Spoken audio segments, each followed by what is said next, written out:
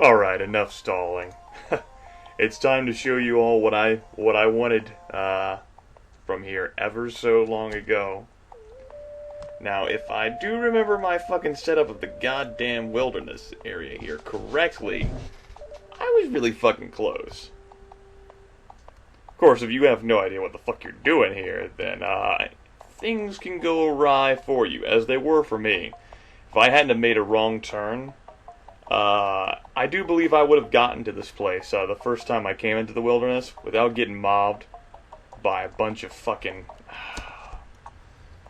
motherfucking hellhounds. Which seriously, it's right here. If I recall correctly, it's this motherfucking building. So if I remembered how to get to the outside area, as in going south as opposed to going east in that first cavern thing, I think I would have been here. Wouldn't have needed light combat armor at all, wouldn't have lost Phantom.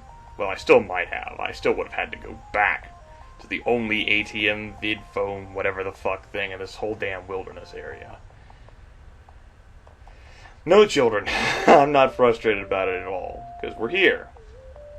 And it's time for you all to see what I've been talking about for so fucking long. You enter a large, dim building of Amerindian design. A young shaman approaches warily. I'm sorry, but this medicine lodge is only open to the local tribes. I hate to be rude, but you'll have to leave. Oh, I was just in the neighborhood. Resignedly, you begin to turn, but a flurry of movement catches your eye. A younger Amerindian runs up to the shaman, but his wide eyes never leave your face. He is excitedly waving something in his hand and pointing to you with the other. Garg, he looks just like the one in this hollow. The shaman looks as if he wants to backhand the youth into the next age of magic. He manages to capture the wildly waving hollow and takes a closer look. His anger slowly turns to surprise. Why, I do believe you are correct. He turns the hollow for you to see. A bust shot of Michael grins at you from the card. Emotion clogs your throat as you rip the hollow picks from his grasp. Where did you get this? Tell me now! There is a strange electricity in the air, and you realize you are about to become shaman toast. You quickly apologize for your outburst. The tension subsides. The shaman watches you for an eternity while he weighs infinite decisions. Follow me. He turns and walks deeper into the lodge.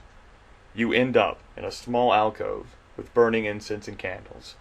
A large figure lies still on a small bed. Do you know this man? So I'm glad we got to avoid becoming shaman toast there. Well, I would like to say that Joshua can hold his own in a fight right now against many varieties of people. Perhaps, I mean, we're not quite sure of the power level of this dude. I don't have a scouter with me. Yeah, things could have gone bad, but thankfully, you know, I guess the shaman was able to see the distress and everything. For the hollow picks that was found was our brother, who, you know, kind of died. Of course, that would touch us a tad emotionally. The huge Amerindian lying here is so cybered you can barely see the rise and fall of his shallow breathing. Tattered metal, tangled wires, and exposed circuits litter his damaged body. You instantly recognize him as your brother's best friend. Stark! Stark, can you... I can't even... I can't do that justice. I am not properly emotionally motivated enough to read that in an expressing, and I guess in a proper manner. There we go. How did he get here? Why don't you do something to heal him? One of our tribe members found him in the wilderness like this. As you may see, there are a few bite marks on him, but the creatures of the forest prefer meat over metal. This is also how our magic works. We can only heal the flesh. He is beyond our help. Our magics have been able to keep him alive this long, but he dies a little more with each setting of the sun. That has some backing in the game. Magical healing has much difficulty working on somebody with a very low essence rating. Well, of course it can work, especially with a powerful enough mage and enough castings. You can heal even the most cybered of characters, but you know, in the background of the game. Given Stark's amazingly critical condition here, Not quite so possible. We are quite isolated here, and to move him without technical assistance would surely kill him. If you could fetch help, he may yet live. Otherwise, he will join his ancestors here, in this lodge, among his brothers. It's a good thing that Stark is a mare Indian. Alright, so that was the mystery I wanted to reveal to all of you. Or rather, the mystery that I figured I would reveal to all of you. We are after helping Stark here. Brother's best friend managed to survive the ambush, yet is barely alive. In order to retrieve him out of here and possibly heal him, we're going to need technical assistance from somebody who knows what the fuck they're doing. To do that, we're going to have to go back to the carcass of the rotting metal of the city, or whatever.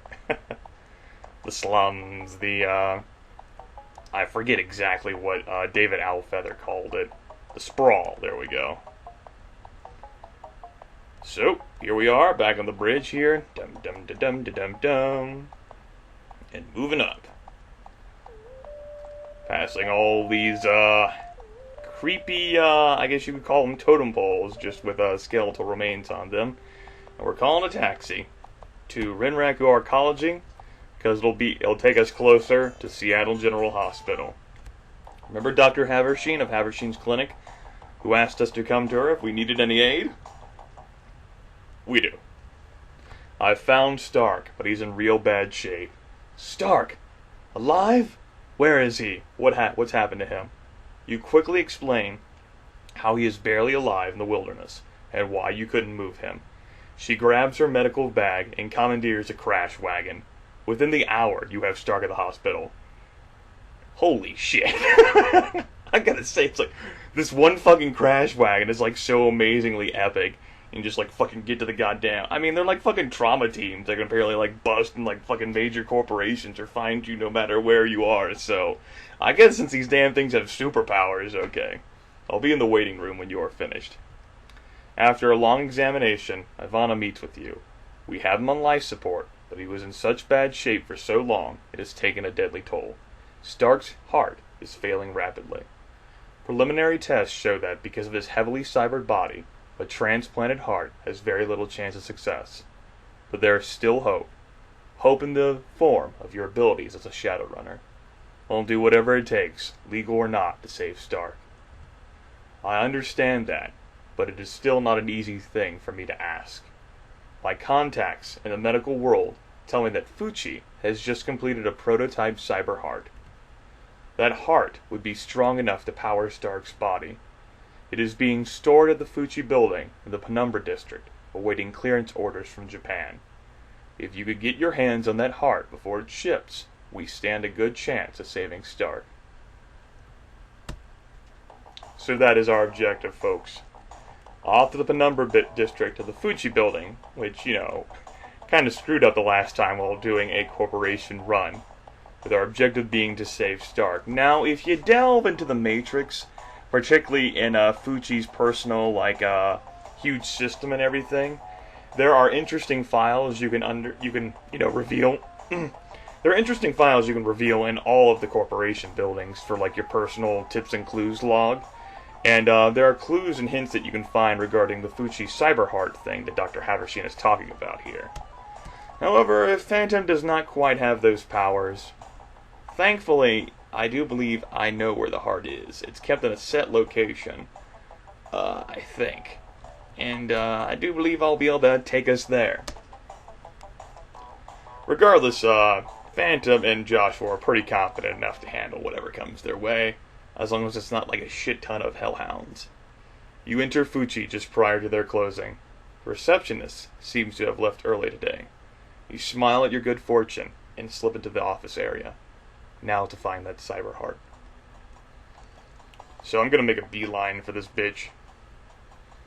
Does it mean I'll be exposed to corporate dudes? You bet your ass it does. Does that matter? Yes. Oh well. I regret nothing! Of course, I did kind of forget where the elevators were located here, so that could be bad. However, on the other hand, here it is. I am kind of a badass here. Things have changed since the last time I was here in Fuchi and got my ass gunned down here. So I guess I should look for an electronics terminal. Kind of like that. There we go. I don't think you need to have the person with the highest amount of electronic skills selected in those events. I think it takes that into account. Otherwise, I'm pretty sure Joshua would have needed the fucking luckiest roll ever to get that. We are off to the third floor. Which is where I believe the Cyber Heart is located. Now, where exactly it is on the third floor? I'm gonna guess. Yes!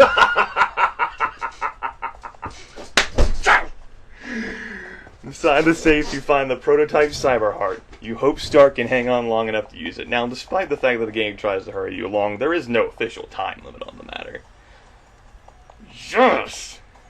I still got it. Let's pick up some stuff while we're here. 2 concussion grenades, since we have some inventory space. And while we're here, let's go ahead and... Wow! Cool. I approve of that. Don't mind me while I proceed to loot these things, buddy. Pals, compadres, amigos, don't mind me at all. Because I like loot.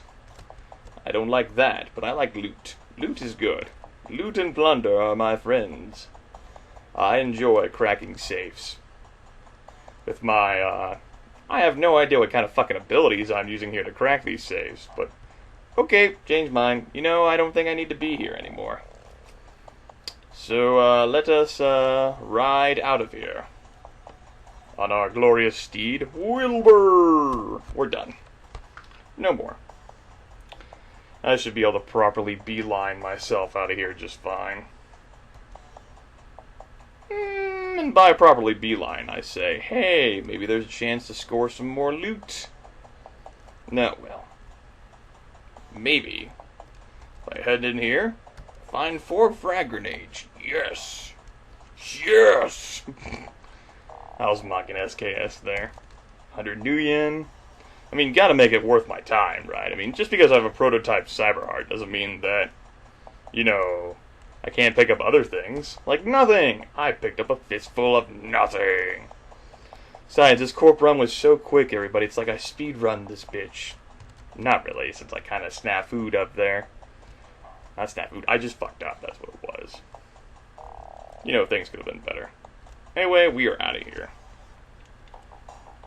And, back to Rinraku Arcology, so we can, get a shortcut here to Seattle General Hospital.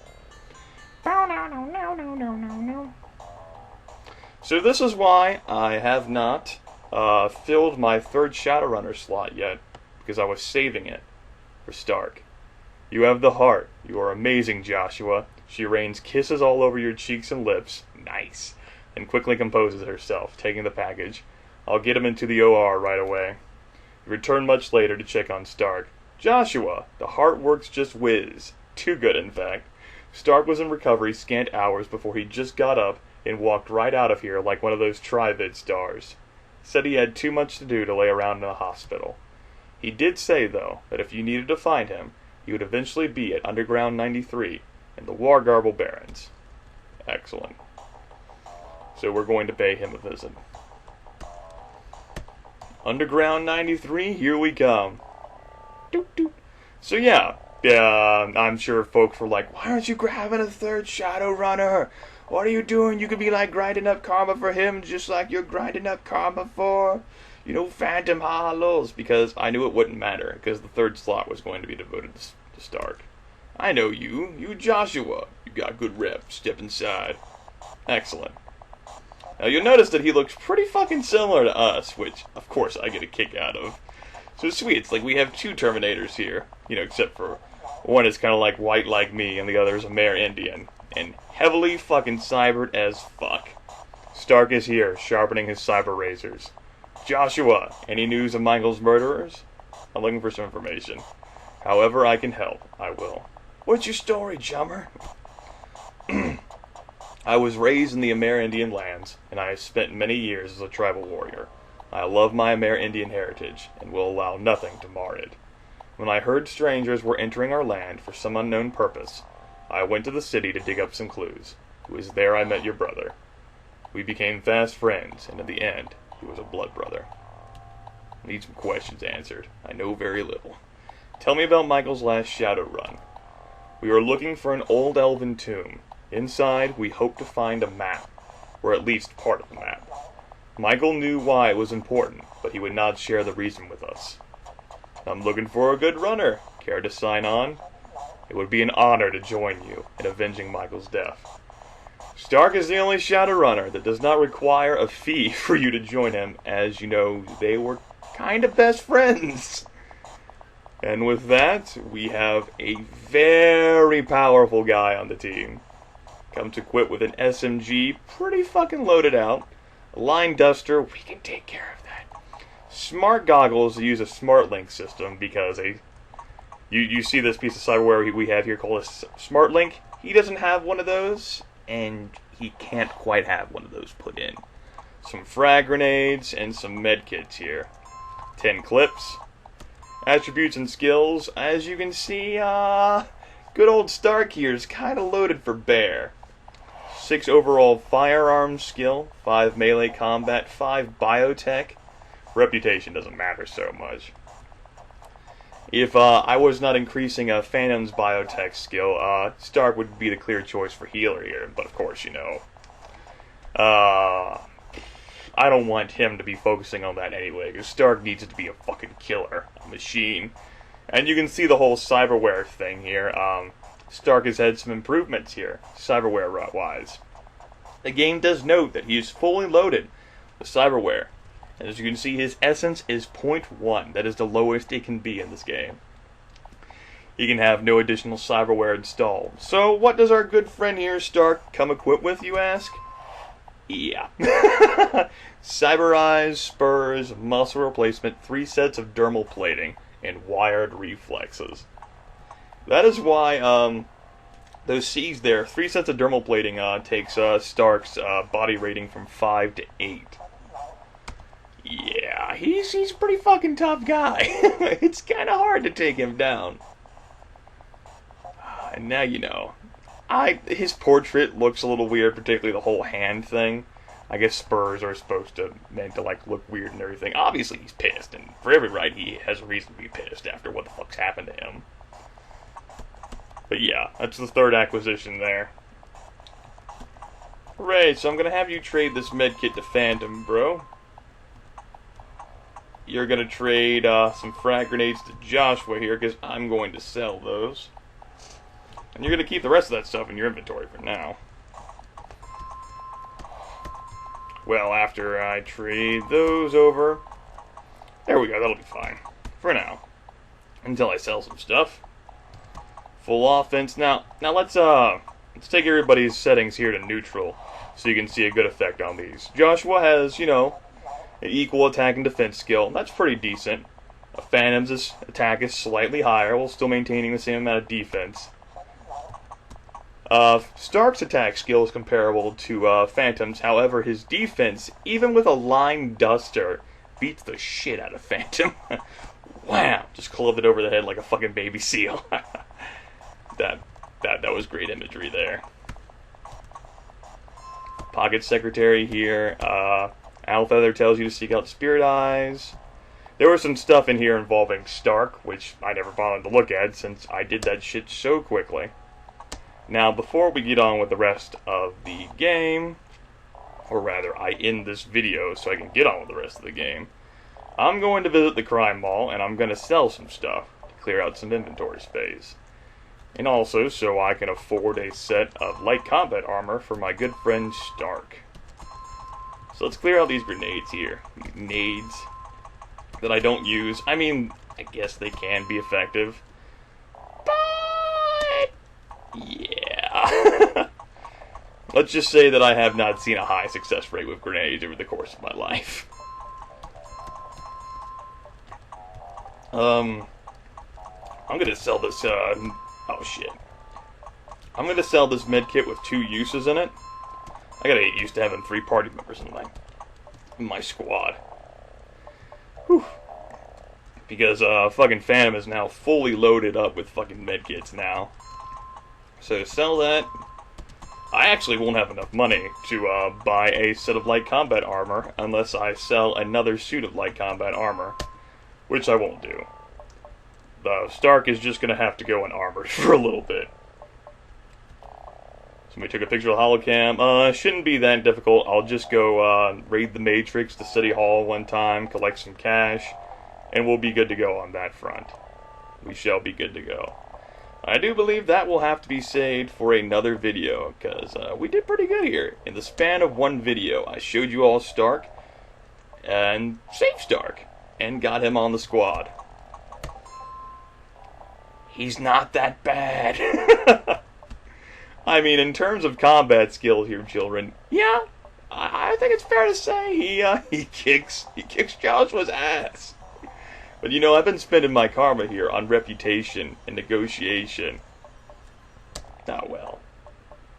That takes care of this one, folks. You didn't know about Stark? Hopefully you learned something, and what I just did there was pretty much a quick walkthrough on how to save him. I'm still amazed that I remembered the layout of Fuchi's third floor well enough to do that. Of course, you know, I couldn't fucking remember the layout of the wilderness. I could have, theoretically, I could have saved him and had him in my party much sooner if I had succeeded on my first try of the wilderness and managed to survive Fuchi.